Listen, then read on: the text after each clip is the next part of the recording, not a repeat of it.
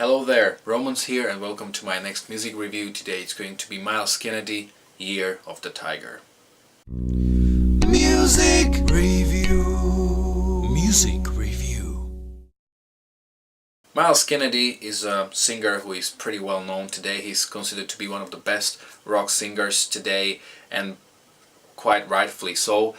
His beginnings were kind of strange. In the 90s he was more into jazz and some experimental music, and then he formed a group called Mayfield 4. I remember that their second album was really great. It was kind of in the style of the early Alter Bridge, and then of course he teamed up with Mark Tremonti and the group Alter Bridge. Alter Bridge is, in my opinion, probably the best modern rock group. They're very unique. I like that Myles Kennedy showed that you can create very heavy music without your voice being very raspy or very heavy. I also think that the songwriting duo, Tremonti and Kennedy, is probably the best writing duo today, and they just write great songs together. Another big success Myles Kennedy had was when he was asked to jam with Led Zeppelin, so with the remaining band members apart from Robert Plant, and they were also planning some project. Unfortunately nothing really happened, and of course Myles Kennedy also sang with Slash on his 3 solo records. On his first solo record he just recorded 2 songs, but then he became the full singer. So there's quite a lot of stuff that he's been through, and it was just kind of a question of time when he will release a solo record.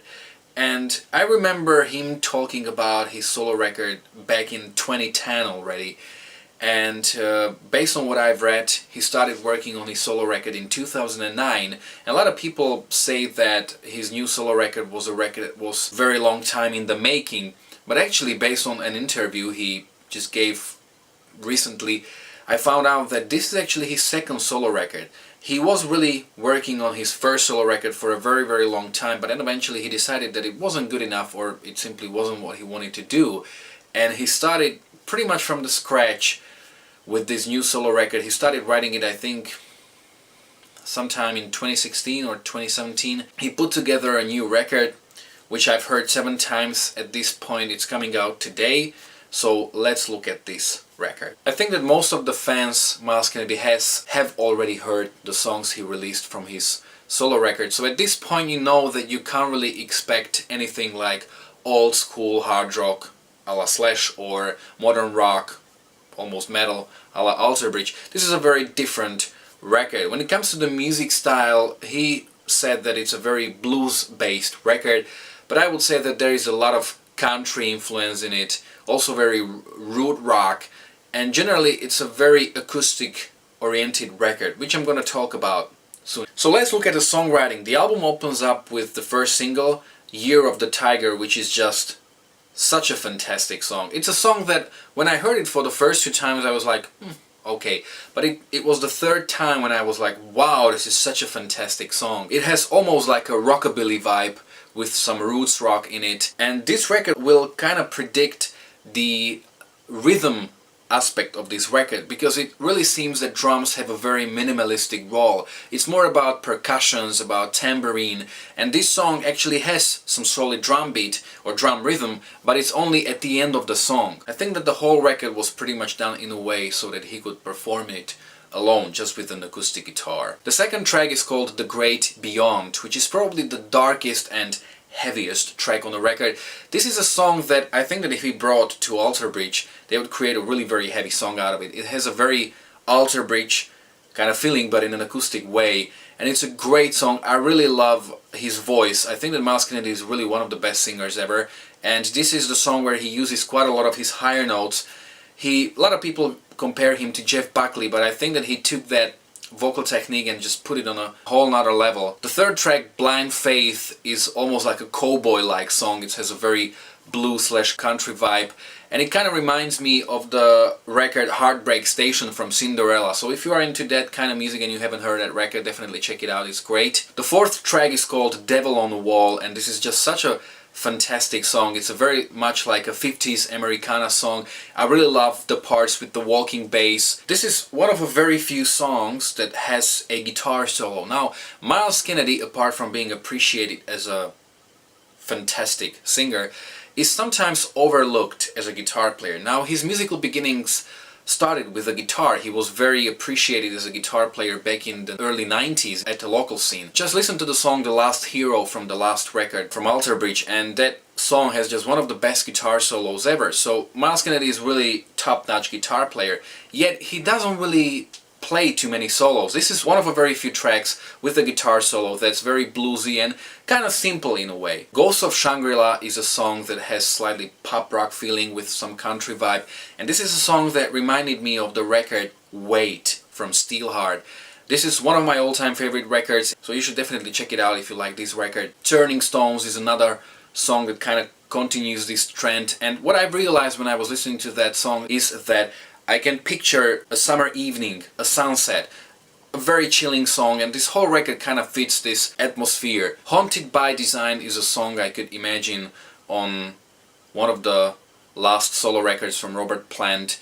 I could imagine his voice being there. When the song Mother started, it immediately reminded me of the song Friends from Led Zeppelin, and this whole record just has a very strong Led Zeppelin vibe, but the acoustic version of Led Zeppelin. Also the song Love Can Only Heal has that, I don't know if it's a mandolin or a banjo kind of guitar arrangements, but they immediately reminded me of the song Battle of Evermore from Led Zeppelin's fourth record. Nothing But a Name is slightly more punchy and slightly heavier on a record. The 11th track, Songbird, is probably the catchiest song on a record that you will immediately remember after hearing it for the first time, and this is a song that delves more into a pop rock territory with some country influences being presented by violin. The last track, One Fine Day, is just a beautiful ending of the record. Now, the whole record follows a concept, it's very cohesive, and it tells a story of many of his tragedies, like the passing of his father and so on.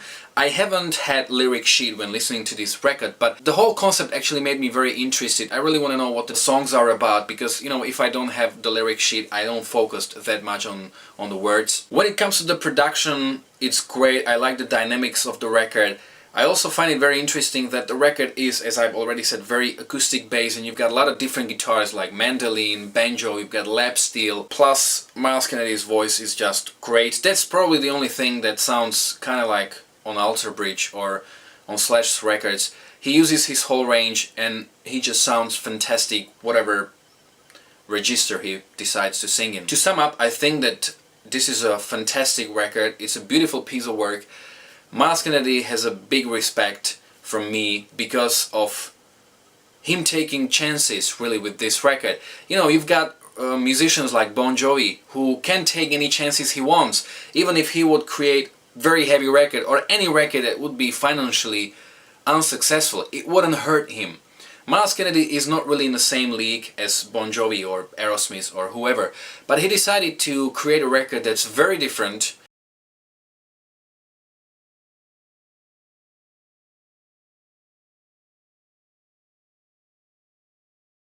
So he's kind of taking some risks here, and that's what I really appreciate him for, because he's one of a few real artists in this world, and he just proves, I think that he proved it in Mayfield 4, but he proves that he's a great songwriter on his own. I love this record.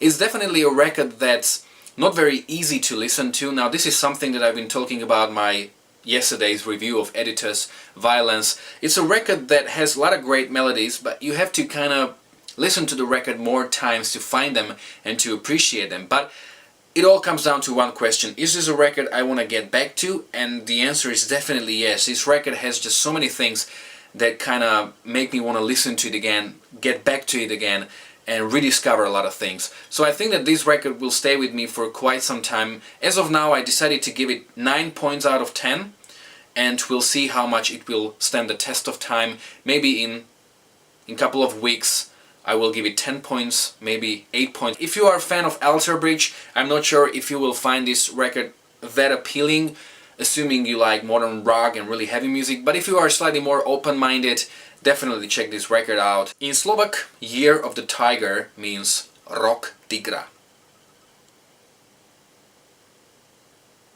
I hope you liked this review. If you did, don't forget to like, to share, to subscribe. You can follow me on Facebook or on Instagram. Both links can be found in the description below.